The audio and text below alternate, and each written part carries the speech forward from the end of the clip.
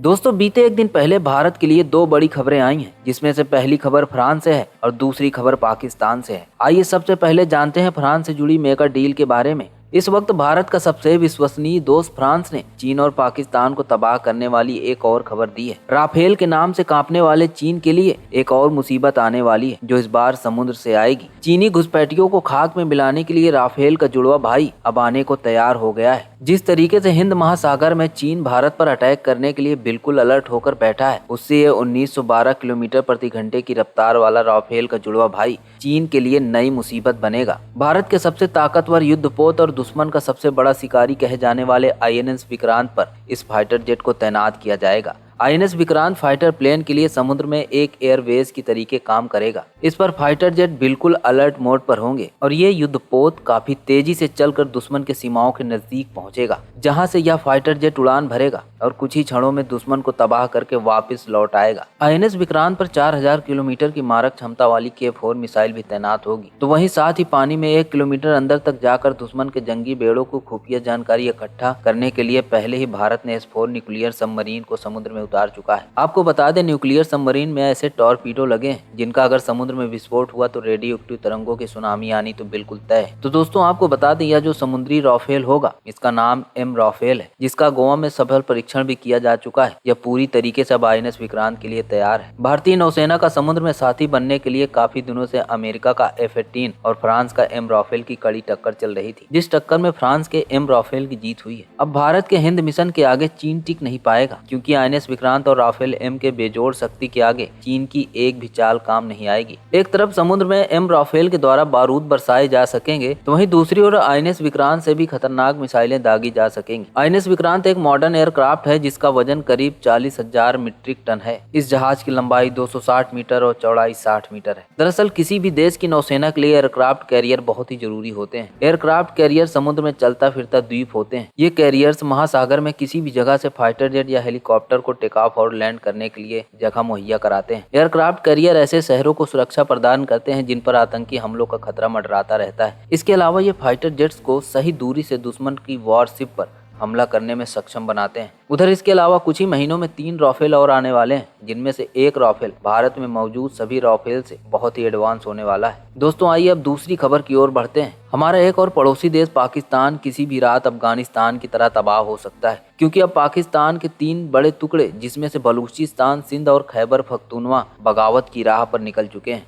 अगर यह पाकिस्तान से अलग हो गए तो पाकिस्तान के पास केवल पंजाब ही बचेगा। दोस्तों यहाँ तक कि अब पाकिस्तानी सेना पर भी ताबड़तोड़ फायरिंग हो रही है। इसमें पाकिस्तान के 100 से अधिक जवानों की मौत हुई है। दरअसल यह हमला पाकिस्तान आर्मी और बलूचिस्तान लिबरेशन आर्मी के बीच हुआ है। इस हमले में 100 से अधिक पाकिस्तान के जवानों की मौतें हुई है और साथ ही उनके हेडक्वार्टर पर भी बलूचों ने कब्जा कर लिया है। यहाँ तक कि इस हमले में पाकिस्तान के मेजर जनरल अरमान बिलाल के भी मारे जाने की खबर है। बलूचों ने 2 अलग अलग स्थानों पर हमले किए, जिसकी वजह से पाकिस्तानी आर्मी को संभलने का मौका नहीं मिला। पहला हमला दक्षिण पश्चिम ईरान के बॉर्डर के नजदीक हुआ, तो वहीं दूसरा हमला अफगानिस्तान की सरहद के नजदीक हुआ। बलूचों के द्वारा 2 अलग अलग स्थानों से ये हमले पाकिस्तान के लिए बहुत बड़ा झटका था। पिछले 10 दिनों में बलूचों ने 2 बड़े हमले करके पाकिस्तान सेना के लिए नई मुसीबत खड़ी कर दी है। इसके पहले 25 जनवरी को बलूचों के द्वारा जो हमले हुए थे, उसमें भी पाकिस्तान के 10 जवानों की मौत हुई थी। अब लगातार पाकिस्तान के जवानों के ताबूतों के ढेर बढ़ने लगे हैं, जिसे अब पाकिस्तान दबा भी नहीं पा रहा है। पहले जो 25 जनवरी को हमला हुआ था उसको तो पाकिस्तान ने दबा दिया था, लेकिन अब ये जो हमला हुआ है यह इतना खतरनाक था कि इसको दबाया नहीं जा सका है। तो दोस्तों फिलहाल के लिए इस वीडियो में इतना ही, लेकिन आपको यह वीडियो पसंद आई हो तो वीडियो को लाइक और चैनल को सब्सक्राइब जरूर करें। तो मिलते हैं आपसे एक और नए वीडियो में। जय हिंद,